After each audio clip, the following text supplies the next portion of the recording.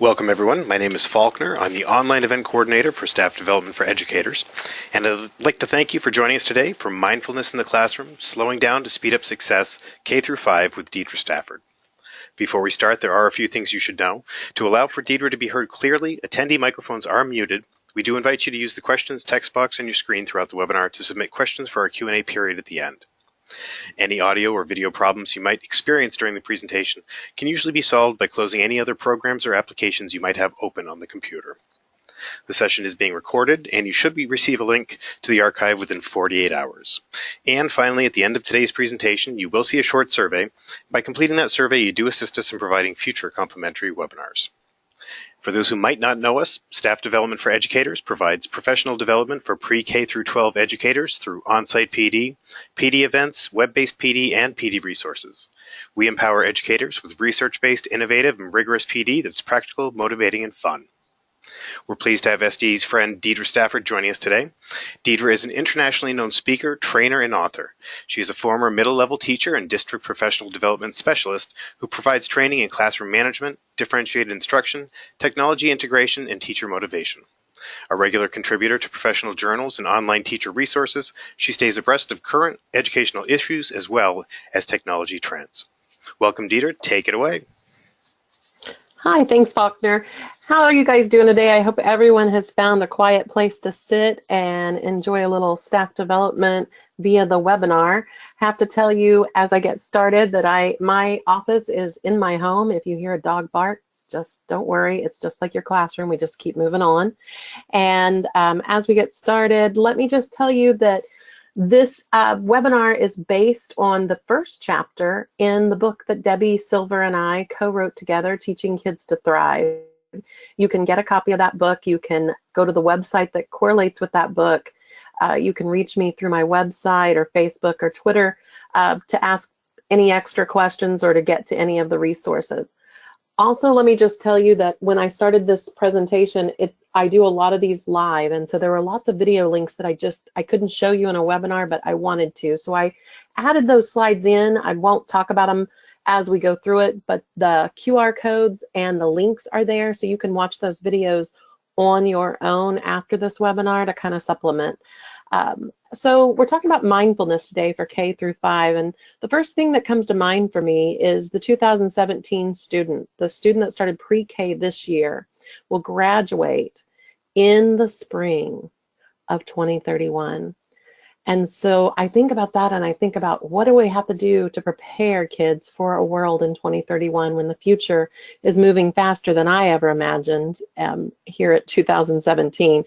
And the one thing that kept coming up for me was that though we have to teach our basic skills, we've got to move beyond the book. The research is coming out, you know, how brains learn best and how brains are dealing with trauma and overstimulation in the 21st century. And the practice of mindfulness really is a foundational skill. It's the reason we made the first chapter in the book, Teaching Kids to Thrive, because we really do feel like mindfulness is the basis for growth mindset. It's the basis for gratitude. It's the basis for empathy. It's the basis for just about every Thrive skill that you can imagine. And these are some of the things that we talk about in the book. But if you can't be resilient, if you can't be fully present in the moment and kind of take a stock of where you're at and what's going on. And so as we got started doing the book, we did some research, and the research kept calling these skills, these social and emotional learning skills, soft skills. And Debbie Silver and I thought, well, that's just silly. We're teachers. We know these are not soft at all. These are not skills that you would refer to as soft. And then we found some research that called it non-cognitive skills, as if you didn't need your brain, and we thought that was ridiculous as well. So we renamed these skills, the social and emotional skills that all kids need to thrive, as Thrive skills. And so this chapter is chapter 1, and I have to tell you that because we're teachers and we love good activities and giving teachers everything they need, we put a lot of activities in this book. In fact, we had so many activities that the publisher told us, this is not going to work. You've got too many, you got to cut some. So we created a website that is free. You don't have to pay for the book. You don't have to have a code from the book, but you can just hit Teaching Kids to Thrive, and you'll see a lot of the resources I've talked about today, plus more, and they are all divided by chapter. And any of the resources that we talk about in the book, the things that you need to make them happen, are also on that website. So please take the time and join the Thrive community if this is something you're interested in. So as we got started, John Easton, which is the former director of Department of Ed, said that test score accountability movement has pushed back the so-called non-cognitive soft skills, but they belong on the front burner, and I cannot agree more. The front burner is exactly where SEL skills are. A lot of times we have intervention strategies and we pull out kids and we put them in special groups to help them build their math skills or their reading skills, when in reality they're missing a social and emotional learning skill. They could do the math, they could do the reading, but they've got a roadblock. So let's just get right into it, because the time ticks fast in these webinars and I'm never going to get through all my presentation. But let's talk a little bit about mindfulness. How are you doing with mindfulness? How is mindfulness helping in the way of learning? Some of you are probably experts at this now, and you're already using mindfulness as a way to help your kids.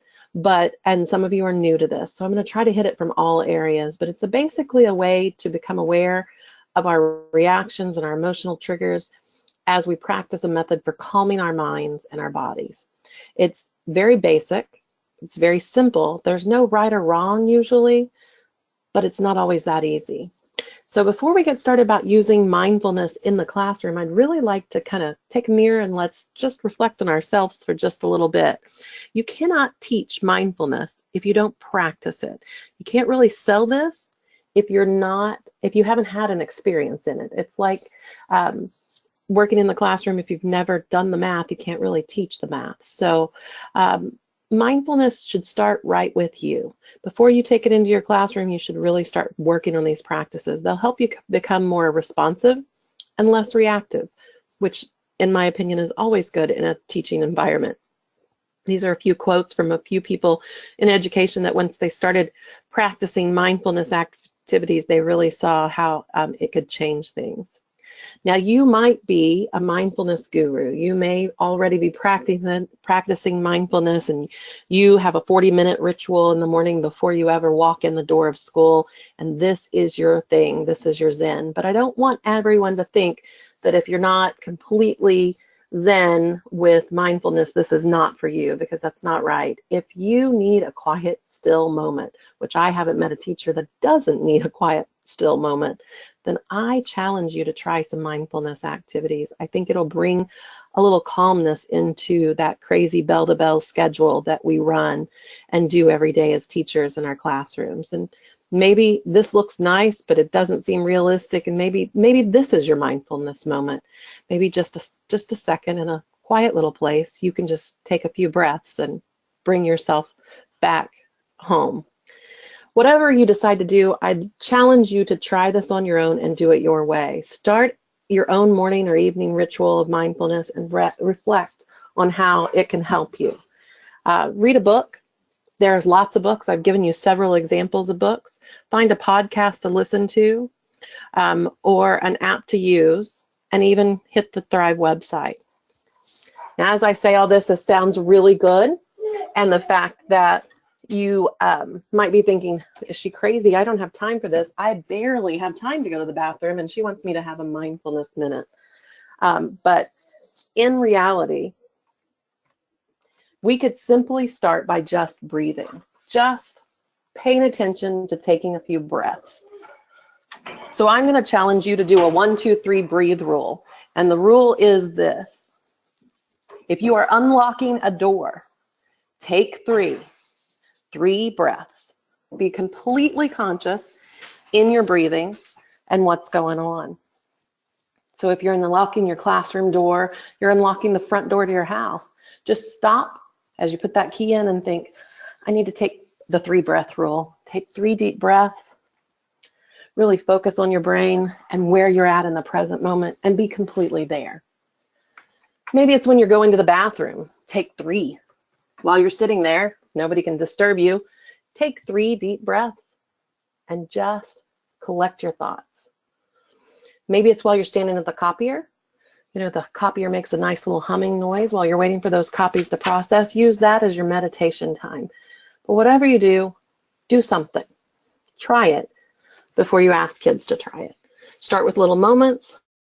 work to 5 minutes. Eventually, the goal is to get to about 20 or 30 minutes of mindfulness activities. And I know finding 20 to 30 minutes to carve out for yourself can be hard sometimes as a teacher, especially with the craziness of home life and school life balance. But if you can find even half of that, you'll see a difference.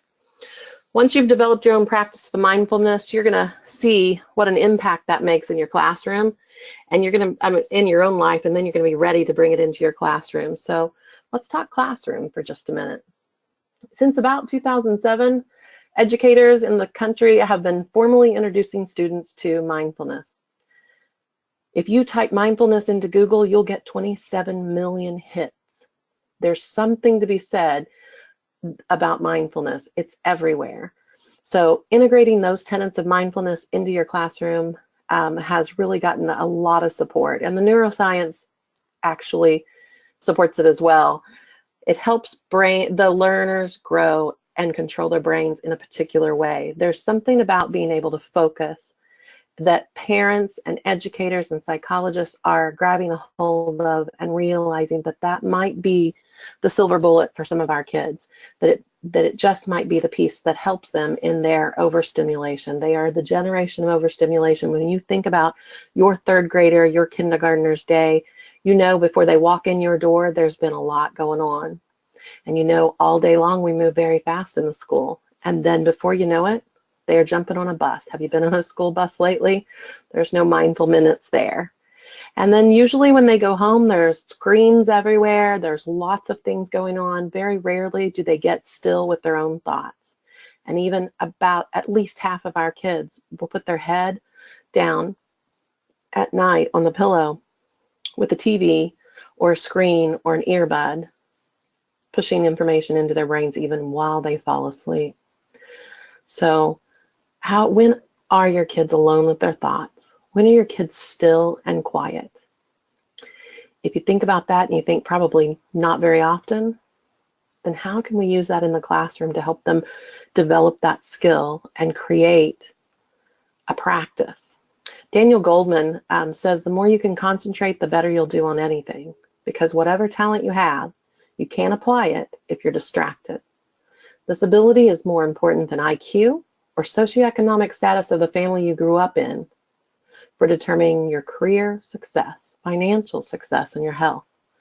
That quote hit home for me because I kept thinking about all my kids who were struggling in areas in the classroom because they couldn't sit still and focus. They could focus on a video game, they could focus on something they enjoyed, but when I needed them to focus on a skill that was hard, they didn't have that ability. So we have to help kids focus on not just the pleasurable things in the moment, but on everything. Can they train their brain? So I know this is going to be weird on a webinar, but I'm willing to step out there and try it, and I hope you'll try it with me. I'd like you just to stare at this balloon for just a minute. We're going to stare at it for 30 seconds, and I'm going to be completely quiet. And while you're looking at that balloon, I just want you to think about the balloon. And if a thought comes into your head, think, well, that was a random thought, push it out, go right back to that balloon, and just breathe normal, no kumbaya, just stare at the balloon and focus for 30 seconds. Go.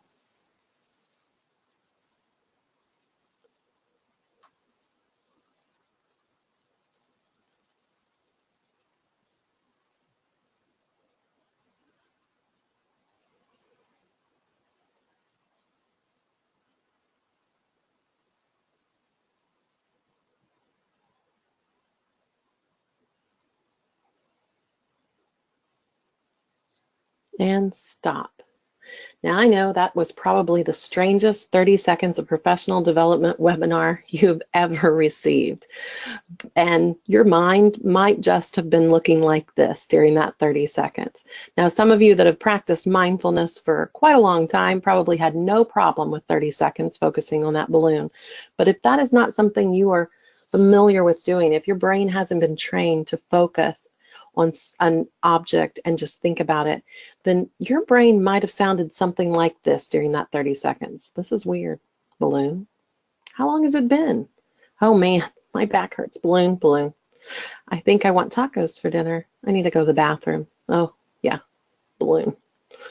So if in 30 seconds you struggled to focus on that balloon, imagine where your kids are. How could they focus on one object without letting thoughts cloud their brains? The thing we have to do when we teach mindfulness is we have to help kids realize that thoughts do happen. We need to debrief our students a lot because they'll think they're doing it wrong. They'll think that they don't have the same ability to focus if thoughts came into their brain. We have to acknowledge that thoughts do come into your brain, and they're kind of like bubbles. We just let them float away and pop right out of your mind and go back to what it is you're focused on. If you need a good video clip, this Kung Fu Panda video talks about today being present and being fully present. It is a great clip. So let's talk about how it works, what it looks like, how we're going to get there. Teaching mindfulness practice helps self-regulation, and some schools are using it as an intervention and a place of attention, and maybe some of you are too. If you have not seen the documentary Room to Breathe, it is available right on the Mindful Schools website. It is phenomenal. It's about a high school that used mindfulness to help their kids.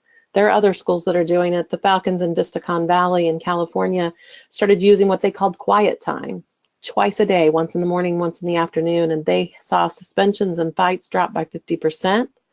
Anxiety and self-esteem got better, and 33% of students reported sleeping better at night. So the Falcons have been doing this, I think, for about 7 years now, and it's been phenomenal. So this is just a little how-to on what they did in their classrooms, and they give kids a choice between meditation, sustained silent reading, and free drawing, but they taught the act of being still and being quiet. And if you want more on that, here's an NBC News report that'll take you and show you the whole thing. I have another school that's working on using timeout, but it's not so much a timeout as they call it a kids room.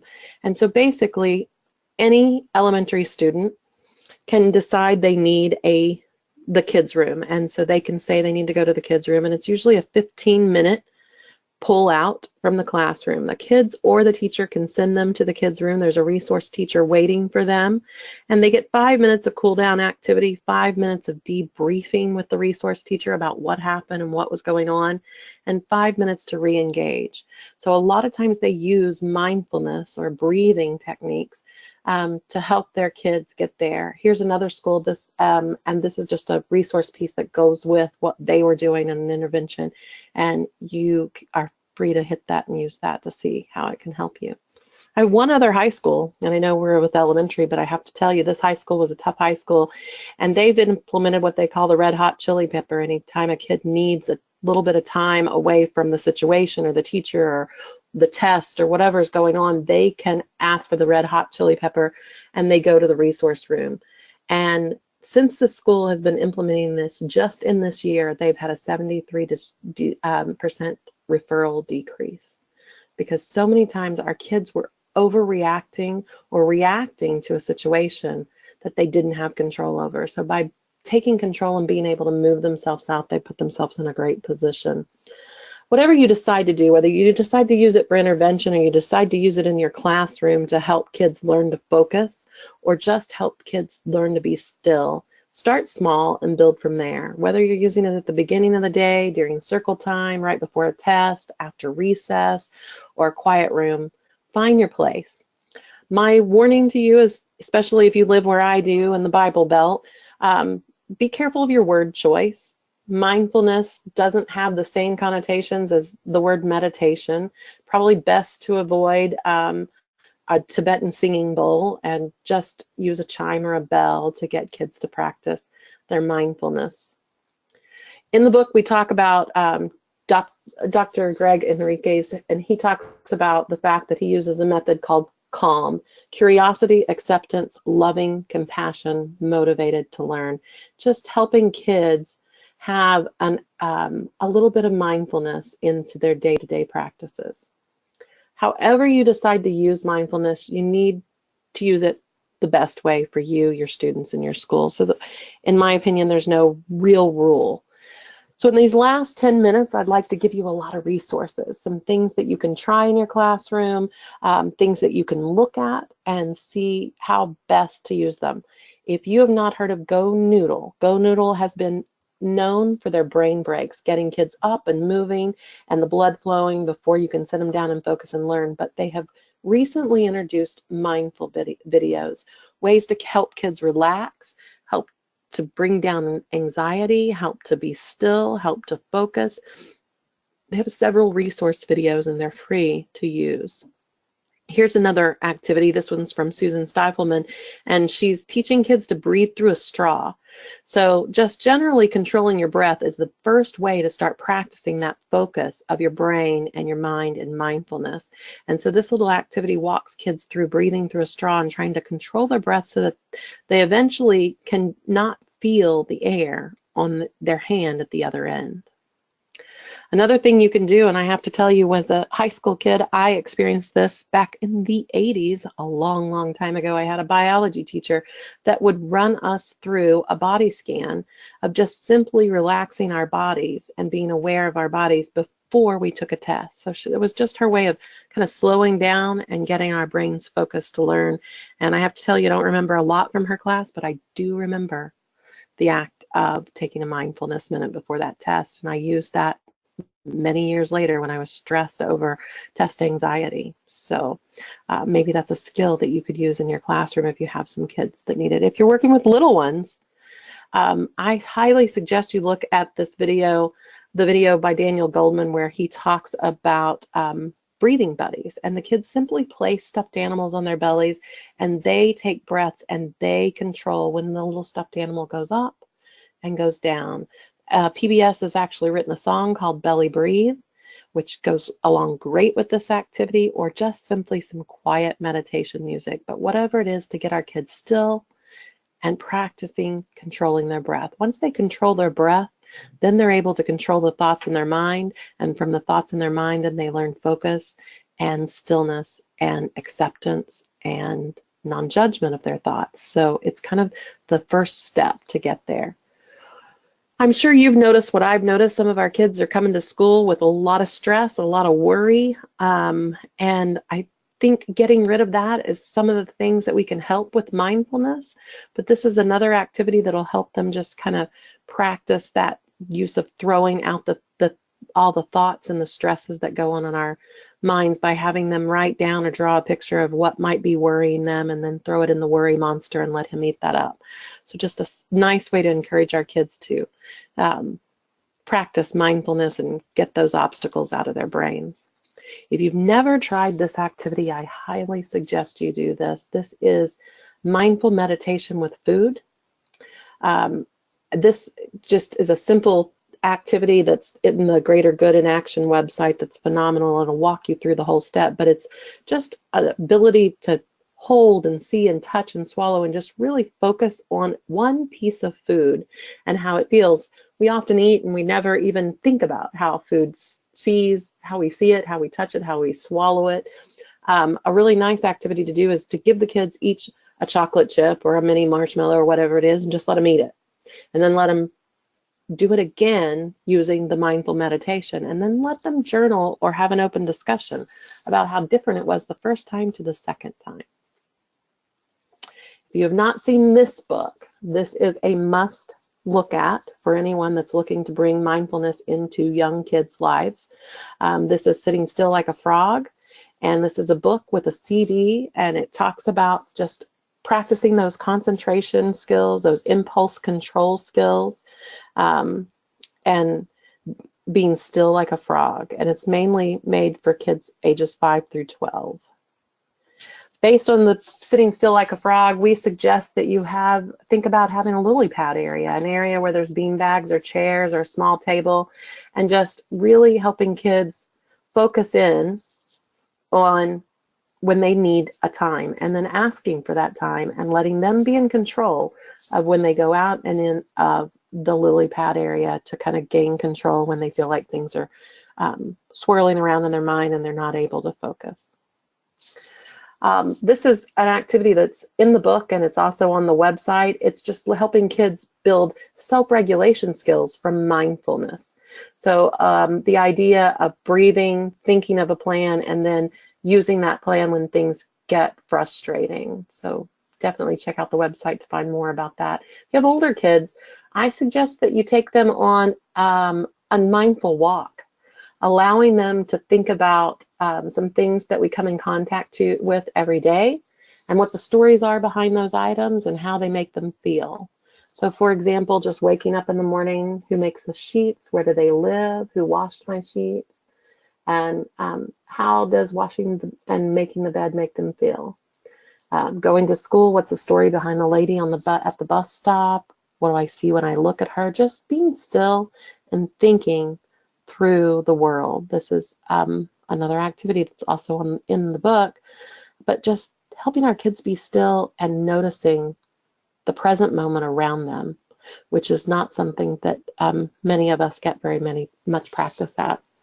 Along those lines, when you start practicing mindfulness, the natural progression of that is developing gratitude.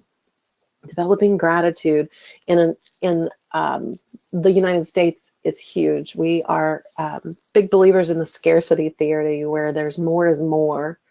And, you know, it is November, and I'm sure you guys have all at one time participated in the Facebook group thinking, you know, where you list everything what you're thankful for in the months of November. And if you haven't done that, then you probably made fun of the people listing the things they're thankful for in the month of November. And so along those lines, we've created a thankful thinking group that's on Facebook. If you want to join, just look in the groups and search it out. But you're welcome to jump in and share what you're thankful for each day of November, and no one in your regular news feed will see it, and they don't need to make fun of you. But a lot of us have decided that training your brain for being grateful is a practice in happiness, and it is very, very powerful. If you want to help your kids be grateful, which also helps decrease entitlement, think about using the Grateful Gorilla Buddy. It's just simply a little gorilla that you pass around, and the kids share one thing that they're grateful for and why. You'll have to model this, or they'll all say, you know, they'll repeat it after each other. But the more they practice this, the better they will be at recognizing, because the brain research behind being grateful says the more you're accountable, either writing it down on Facebook or saying it aloud in a classroom activity, that your brain starts looking for opportunities to be grateful. I've got a few more activities in here, and I'm running really close on time, but definitely check out this webinar and look at some of the follow-up videos and some of the things that I've mentioned that you could look at here, a couple more videos that you can use. But do something to help slow yourself down so that you can practice slowing things down in your classroom. Mudaka, if you've not seen this, is a great website. You get to choose the mood and scene and relax with the sights and the sounds that are going on. It'd be great to have in your classroom for kids over in the lily pad area. Here are a few books. If you have not gotten a mindfulness book in your classroom, here are 4 that I highly recommend. Really good books. One of my favorites is I Am at Peace, which is illustrated by my favorite illustrator, Peter Reynolds. It's one chance in our classroom to make a difference in a child's life, and we have a lot of important skills to teach them.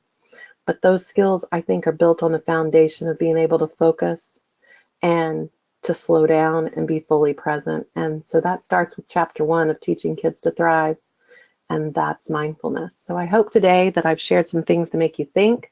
I hope I've given you some resources you can use in your classroom.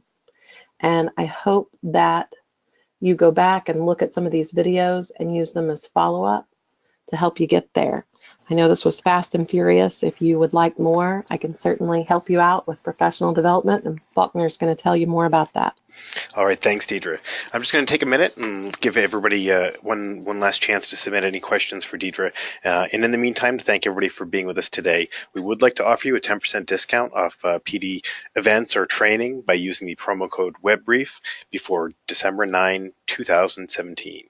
You might be interested in saving 10%, joining Dedra and other SDE presenters at one of our upcoming growth mindset and social emotional learning conferences. And save the dates for SDE's 2018 National Conference in Las Vegas, July 9th through 13th. You can join 6,000 other educators, including hundreds of expert presenters, at the largest PD event for educators for an experience you won't forget. Full details and registration will be available soon at sde.com/national. And of course, if you can't make it to a seminar or conference, SDE is always ready to provide customized on-site or web-based training that meets your school or district's unique needs. And for more information about events, training, or resources, give us a shout at 877-388-2054 or visit us at sde.com. And I'd like to jump in here and get to the questions. It looks like we've actually just got one for you, Dedra. Danielle was asking, how can she get first graders to do this when they're so full of high energy? Well, that is a great question, a great question. One of the places I would start with is just simply when you bring them into that circle time, you get them settled on the ground, then just talk to them about let's get our brains thinking, and then just start working them through that breathing. Start with just breathing. Let them notice their breath, close their eyes, and put their hands in their laps, and then just practice taking deep breaths. Once we get good at being still with our breaths, then the next step I would say would be introduce one of your videos from Go Noodle, or try doing the straw activity. So again, we're focusing on breath because breath is the first step in getting our kids to mindfulness. You can't quite put a first grader down and let them practice their breath with a little breathing buddy until we've actually done whole group breathing. And so when I bring those kids in, then I'm going to start with just simply noticing how they breathe and taking deep breaths, and then maybe slow breaths, and then maybe fast breaths, and letting them see that they control that breath and practice that piece of focusing. And from there, I'm going to build into some of my more still videos in the Go Noodle. And then from there, I think then you're really ready to practice some of your mindful activities. In the book, we also have a really nice little mindful activity with a feather where we get kids in a circle and we talk about all the things that are in their brain and all the wishes they have. And they simply close their eyes and they blow that wish, the things that they're thinking about, out into the universe. And so we just blow it like a feather and watch it float away. So just slowly start introducing the breathing pieces and then go from there. All right, and it looks like, Dedra, it looks like we've actually run ourselves out of time. I do want to remind everybody that the archive of the presentation will be available, or should be available, barring any technical difficulties, within 48 hours, and all the attendees and registrants will receive an email in 48 hours with that link and additional information as well. I do want to thank Dedra for joining us today. I hope everybody enjoyed today's presentation and has a great rest of the day and week. Thanks, everybody. Bye-bye.